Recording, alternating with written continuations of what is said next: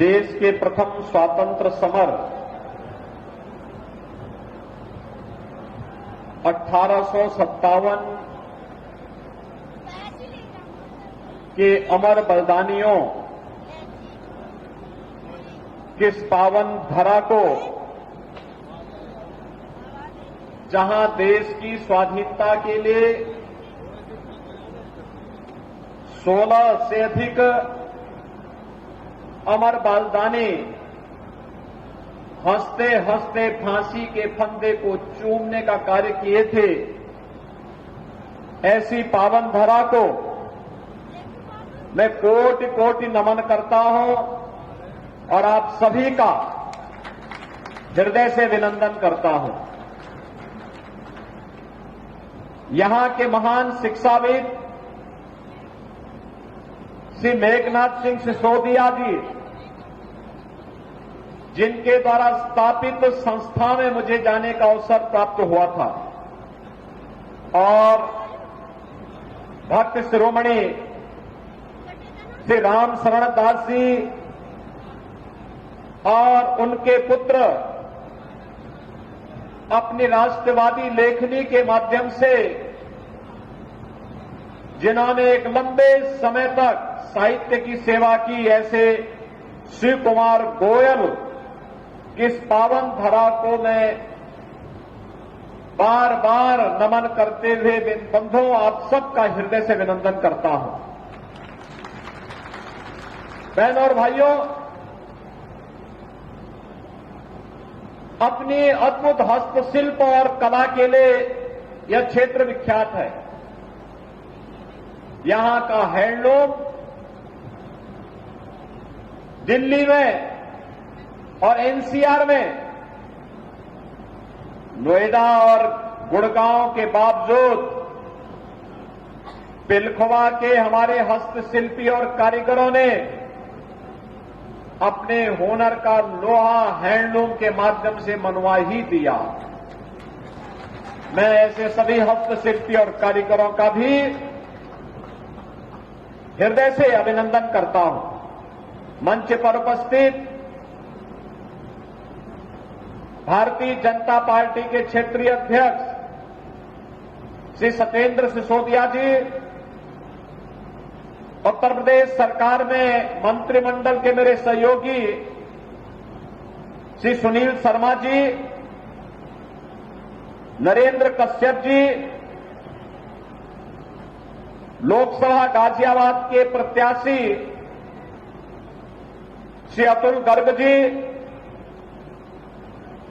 जिला अध्यक्ष नरेश तोमर जी, जिला प्रभारी सतपाल सैनी जी, लोकप्रिय विधायक श्री धर्मेश तोमर जी, पूर्व क्षेत्रीय अध्यक्ष श्रीमती लज्जा रानी गर्ग जी, जिला पंचायत के अध्यक्ष श्रीमती रेखा नागर जी, आज के इस कार्यक्रम में उपस्थित सहयोगी दल राष्ट्रीय लोक दल के जिला के अध्यक्ष श्री रविंद्र चौधरी जी, राष्ट्रीय महामंत्री त्रिलोक त्यागी जी, अशोक गोयल जी, मंच पर उपस्थित भारतीय जनता पार्टी के हमारे सभी पदाधिकारीगण, उपस्थित शाखा 84 से जुड़े हुए धौलाना विधानसभा क्षेत्र से जुड़े हुए मेरे सभी बहनों और भाइयों, रामनवमी के अगले दिन ही मुझे इस क्षेत्र में आने का अवसर प्राप्त हुआ है। बहनों और भाइयों, कल आपने अयोध्या धाम में देखा होगा, सूर्यवंश के शिरोमणि मर्यादा पुरुषोत्तम प्रभु श्री राम को ठीक दोपहर में 12 बजे भगवान सूर्य की किरणों से कैसे अभिषेक हो रहा था। पूरा सनातन भारत गौरव से आलोकित हो रहा था। यह अद्भुत क्षण हम सबके सामने कैसे आया, ये आप में से किसी से छुपा हुआ नहीं है। और बहनों और भाइयों, इस प्रकार के क्षण बार बार हमारे जीवन में आए, ये जीवंतता निरंतर बनी रहे, इसी का आह्वान करने के लिए आज गाजियाबाद संसदीय क्षेत्र में आप सबसे संवाद करने के लिए मैं आपके बीच आया हूं। बहनों और भाइयों, पहले चरण का चुनाव कल संपन्न होगा और दूसरे चरण में गाजियाबाद में आपको लोकसभा के लिए अपने प्रत्याशी को चुन करके भेजना है। पूरे देश के अंदर आज एक ही लहर है, एक ही स्वर गूंज रहा है और उत्तर, दक्षिण, पूरब, पश्चिम मुझे इस दौरान लगभग 5 से 6 राज्यों में जाने का अवसर प्राप्त हुआ। और बहनों और भाइयों, जो जनता की आवाज है, वह जनता की आवाज आज देश की आवाज बन रही है। और वह आवाज है कि फिर एक बार, फिर एक बार, फिर एक बार, अब की बार, अब की बार। बहनों और भाइयों, ये अब की बार मोदी सरकार और अब की बार 400 पार का जो ये नारा देश के अंदर गूंज रहा है, वैसे ही नहीं गूंज रहा है। इसके पीछे पिछले 10 वर्ष के अंदर हुआ परिवर्तन है। हमारी पीढ़ी सौभाग्यशाली है कि हमने इस नए भारत का हम दर्शन कर रहे हैं। इस नए भारत में, जिस नए भारत में आज दुनिया के अंदर भारत का सम्मान बढ़ रहा है, जिस नए भारत की सीमाएं सुरक्षित हैं, आतंकवाद और नक्सलवाद नियंत्रित हुआ है, अराजकता नियंत्रित हुई है, बेटी और व्यापारी सुरक्षित हुआ है, बड़े बड़े इंफ्रास्ट्रक्चर के कार्य हो रहे हैं, highway, railway, metro, IIT, IIM, AIIMS, triple IT, world class universities, Delhi से मेरठ के बीच 12 लेन का हाईवे बन चुका है। रैपिड रेल पर कार्य युद्ध स्तर पर चल रहा है, मेरठ तक पहुंच चुकी है और इस वर्ष के अंत तक मेरठ सिटी के अंदर हम लोग मेट्रो का काम भी प्रारंभ कर चुके होंगे। बहनों और भाइयों, याद करिए, जब 2014 में मोदी जी आए थे तब देश के अंदर मात्र 5 शहरों में मेट्रो थी। आज 20 शहरों में मेट्रो है और अकेले यूपी के अंदर 6 शहरों में मेट्रो आ चुकी है। गाजियाबाद, नोएडा, ग्रेटर नोएडा, आगरा, कानपुर, लखनऊ, अभी मेरठ के अंदर हम काम प्रारंभ करने जा रहे हैं। जब मोदी जी आए थे 14 में तब केवल 7 एम्स थे, आज देश के अंदर 22 एम्स है। ऐसे ही कई गुना वृद्धि हुई है हर एक क्षेत्र में। ये इंफ्रास्ट्रक्चर देश की अर्थव्यवस्था की रीढ़ है और गरीब कल्याणकारी योजनाओं की तो कोई सानी ही नहीं, कोई तुलना ही नहीं। याद करिए, 2014 के पहले भूख से मौतों की शिकायत आती थी। मोदी जी आए, उन्होंने जाति, मत, मजहब, क्षेत्र, भाषा के आधार पर नहीं, बल्कि सबका साथ और सबके विकास के आधार पर पूरे देश के अंदर योजनाओं का लाभ देने के लिए जो अभियान प्रारंभ किया, आज उसका परिणाम हम सबके सामने है। बहनों और भाइयों, किस रूप में सामने है आप इस बात को देख सकते हैं। 80 करोड़ लोग पिछले 4 वर्ष से फ्री में राशन की सुविधा का लाभ प्राप्त कर रहे हैं और अगले 5 वर्ष तक फ्री में ही राशन मिलेगा। याद करिए, 1947 में पाकिस्तान बना था, भारत को तोड़ करके पाकिस्तान बना। भारत की भूमि का ज्यादा भूभाग पाकिस्तान के लिए चला गया। एक बड़ा भूभाग गया, जितनी आबादी थी उससे ज्यादा भूभाग गया। लेकिन बहन और भाइयों, आज भारत जहां 80 करोड़ लोगों को फ्री में राशन दे रहा है, वहीं पाकिस्तान में 20 करोड़ 22 करोड़ की आबादी भूखों मरने की स्थिति में है। वहां भूख के लाले हैं। ये स्थिति आज पाकिस्तान की है।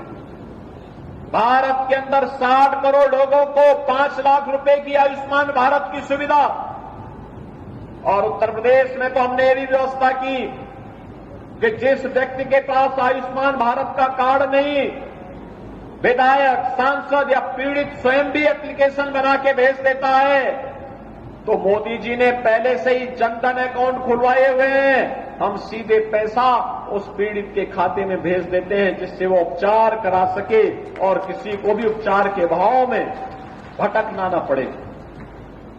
50 करोड़ लोगों के जनधन अकाउंट खुल गए। 12 करोड़ किसानों के लिए प्रधानमंत्री किसान सम्मान निधि का लाभ, 12 करोड़ घरों में शौचालय का निर्माण, 10 करोड़ गरीबों के घर में उज्ज्वला योजना के एलपीजी के फ्री के कनेक्शन, 4 करोड़ गरीबों के लिए मकान बन जाना, 2.5 करोड़ घरों में बिजली के कनेक्शन मिल जाना, ढेर सारी ऐसी गरीब कल्याणकारी योजनाएं। जितनी पाकिस्तान की आबादी है, उससे बड़ी आबादी भारत के अंदर पिछले 10 वर्ष में गरीबी रेखा से मुक्त होकर के एक खुशहाल जीवन यापन कर रही है। बहनों और भाइयों, जो ये परिवर्तन आपको देखने को मिल रहा है, देश के अंदर जो ये परिवर्तन है, ये परिवर्तन का कारण केवल और केवल देश के यशस्वी प्रधानमंत्री श्री नरेंद्र मोदी जी हैं। और इसलिए बहनों और भाइयों, जो आपने कल अयोध्या में देखा, भगवान राम का भगवान सूर्य के द्वारा सीधे सीधे तिलक हो रहा है, पूरा देश और पूरी दुनिया देख करके उत्साही थी, उत्साह और उमंग में थी। 500 वर्षों के बाद रामलला को अपनी जन्मभूमि पर अपना जन्मोत्सव मनाने का अवसर प्राप्त हुआ। बहनों और भाइयों, मैं पूछना चाहता हूं, ये जो कार्यक्रम कल अयोध्या में हुआ, कांग्रेस, सपा, बसपा की सरकारें होती तो क्या ये हो पाता? क्या ये लोग कर पाते? क्या राम मंदिर का निर्माण कर पाते? क्या जम्मू कश्मीर में धारा 370 हटा पाते? क्या 3 तलाक की कुप्रथा को ये समाप्त कर पाते? क्या हर घर नल की योजना लागू हो पाती? क्या बहनों और भाइयों, ये सपा, बसपा और कांग्रेस ने तो उत्तर प्रदेश को दंगा और कर्फ्यू की चपेट में ला दिया था। हर दूसरे दिन दंगा, महीनों कर्फ्यू। आज कर्फ्यू नहीं है, आज तो धूम धड़ाके के साथ कावड़ यात्रा निकलती है इस क्षेत्र में, कोई रोक टोक नहीं। नौजवान के लिए आजीविका भी है, तो आपकी आस्था का सम्मान भी है, विकास भी है, तो गरीब कल्याणकारी योजनाएं भी हैं। बेटी और व्यापारी दोनों सुरक्षित हैं, तो सुरक्षा का एक बेहतर माहौल भी दिया गया है। क्या ये सपा, बसपा और कांग्रेस के लोग दे पाते? और इसीलिए मोदी जी ने कहा है कि बहनों और भाइयों, हमें विकसित भारत बनाना है। विकसित भारत के लिए विकसित उत्तर प्रदेश चाहिए, और विकसित उत्तर प्रदेश के लिए मोदी जी तीसरी बार प्रधानमंत्री बनने चाहिए। मोदी जी प्रधानमंत्री बने, इसके लिए अतुल गर्ग यहां से सांसद बने, इसके लिए भारतीय जनता पार्टी ने उन्हें अपना प्रत्याशी बना करके आपके बीच में उतारा है। और बहनों और भाइयों, इसीलिए हम लोग आपके बीच आए हैं आपसे कहने के लिए कि प्रधानमंत्री मोदी जी की संकल्पना के अनुरूप विकसित भारत के लिए आत्मनिर्भर भारत आवश्यक है। आत्मनिर्भर भारत के लिए उत्तर प्रदेश का आत्मनिर्भर होना आवश्यक है, और इसी के लिए आज हम सब आपके बीच आए हैं। आप सब सहमत हैं? सहमत हैं? बहनों और भाइयों, मैं आपसे एक बात और कहने के लिए आया हूं। अतुल गर्ग का इस दौरान, चुनाव के दौरान गांव-गांव, घर-घर घूमना कठिन होगा, क्योंकि चुनाव तो केवल 14 दिन का होता है। 2000 से अधिक गांव पड़ते हैं, वार्ड अलग है, मोहल्ले अलग हैं, टाउन एरिया अलग है। इसलिए आप सबको मोदी जी और योगी जी का प्रतिनिधि बनना पड़ेगा और अतुल गर्ग स्वयं बनना पड़ेगा। सहमत है ना? सभी लोग सहमत हैं? अतुल गर्ग को कमल चुनाव चिन्ह पर भारी बहुमत से विजयी बना के भेजेंगे, बना के भेजेंगे। इसी का आह्वान करने के लिए हम लोग आए हैं यहां पे। 26 अप्रैल को दूसरे चरण में मतदान है आपके यहां, तो अभी से तैयारी, घर घर जाकर के एक एक वोट को सजोने का कार्य और कमल खिलाने का कार्य आपको करना है। सहमत है? तो बहनों और भाइयों, अतुल गर्ग जी मेरे पास सामने यहां खड़े हैं। आप दोनों हाथ ला करके उन्हें आश्वस्त करिए, मेरे साथ बोलेंगे, भारत माता की, भारत माता की, भारत माता की।